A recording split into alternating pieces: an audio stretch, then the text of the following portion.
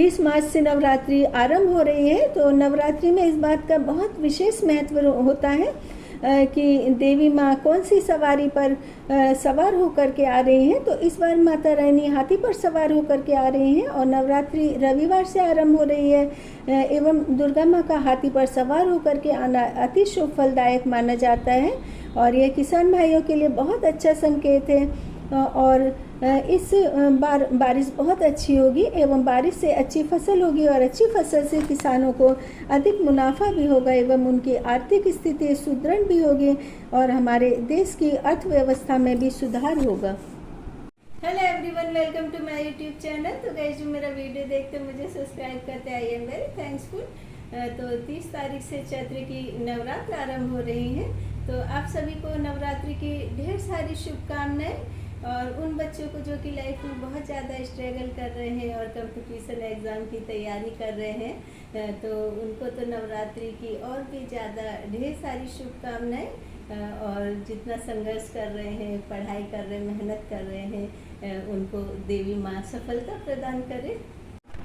हिंदू देवी दुर्गा माँ के 9 स्वरूप हैं और जिन्हें आदि शक्ति, जगत जननी, जगदम्बा के नाम से जाना जाता है। और देवी माँ के 9 रूपों का साधक के जीवन में विशेष महत्व होता है। और दुर्गा जी के प्रथम स्वरूप को शैलपुत्री के नाम से जाना जाता है और पर्वतराज हिमालय के घर पुत्री के रूप में उत्पन्न होने के कारण इनका नाम शैलपुत्री पड़ा।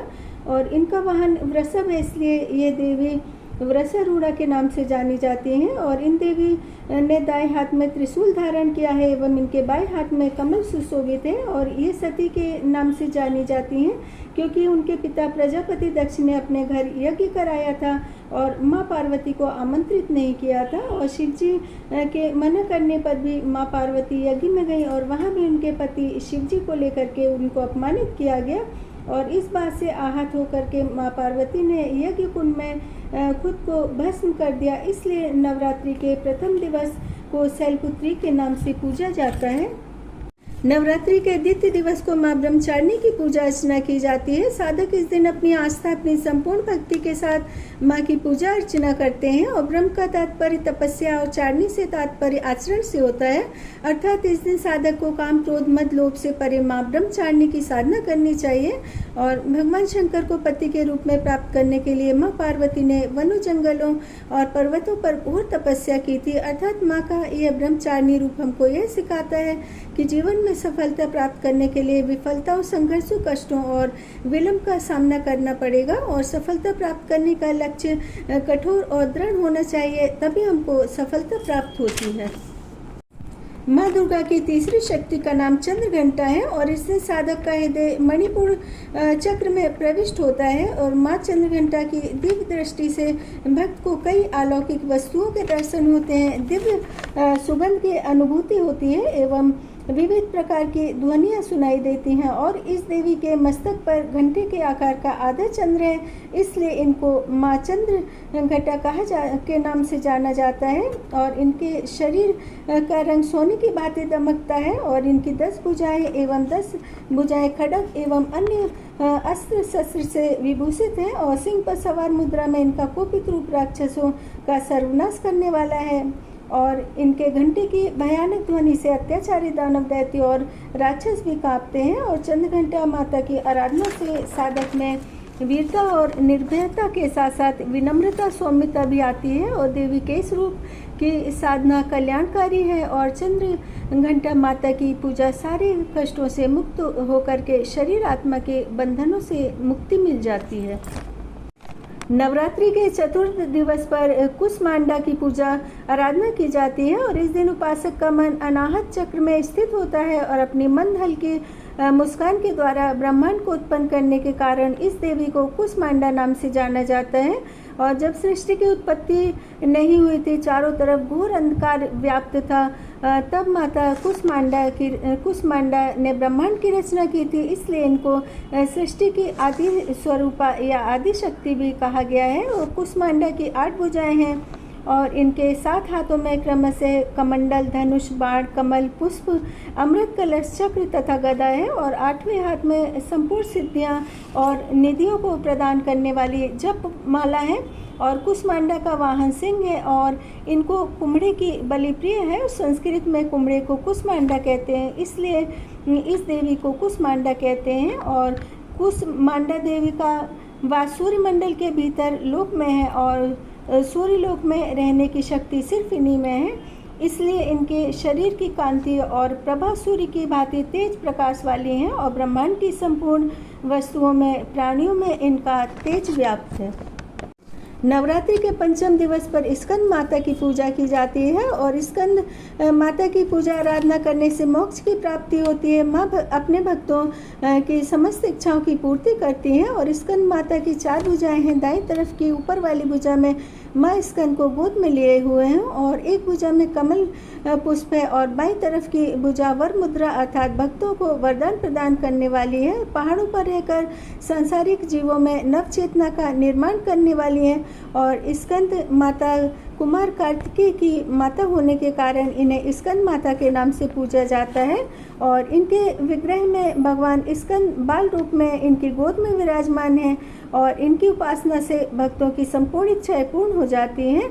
और इनको सूर्यमंडल की अधिष्ठात्री देवी भी कहा जाता है और इसलिए इनकी साधना पूजा करने से इनके उपासक अलौकिक तेज और कांति में हो जाते हैं। अतः मन को एकाग्र रख करके स्कंद माता की साधना करनी चाहिए।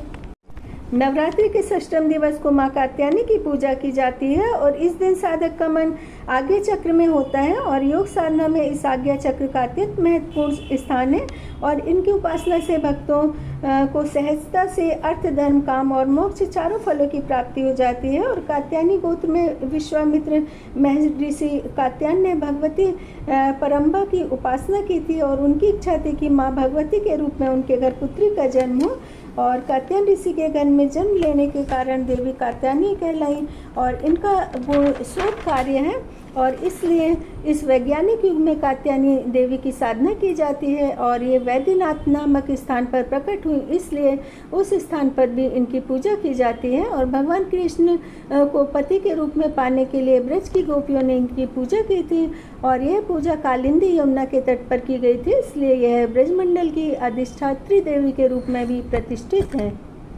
माँ दुर्गा के 7वें स्वरूप को कालरात्रि के नाम से जाना जाता है। इस दिन साधक का मन सहस्रार चक्र में स्थित रहता है और इसलिए इनकी साधना से समस्त सिद्धियों के द्वार खुल जाते हैं। और मान्यता है कि कालरात्रि की उपासना करने से तमाम असुर शक्तियां भयभीत होकर के भाग जाती हैं।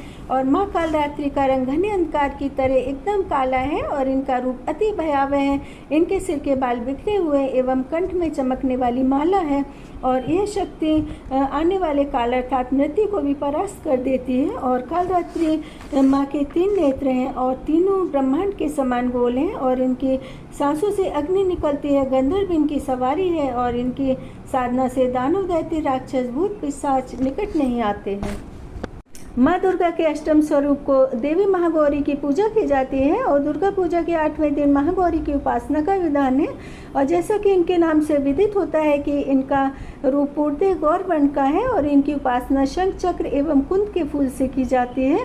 और इनके सभी आभूषण एवं वस्त्र श्वेत हैं, इसलिए इनको देवी श्वेतांबरा भी कहा जाता है। और इनका दाहिना हाथ वरदान मुद्रा में है और एक हाथ में त्रिशूल, एक हाथ में डमरू है। और इनका रूप अनुपम, शांत और सौम्य है। और शिव को पति के रूप में पाने के लिए महागौरी ने कठोर तप किया था, इस कारण इनका शरीर काला पड़ गया था। लेकिन तपस्या से प्रसन्न होकर शिव जी ने गंगा जल से इनको स्नान कराया था, इसलिए इनका रूप एकदम गौर वर्ण का हो गया था। मान्यता है कि देवी महागौरी की पूजा करने से महिलाओं को अखंड सौभाग्य की प्राप्ति होती है।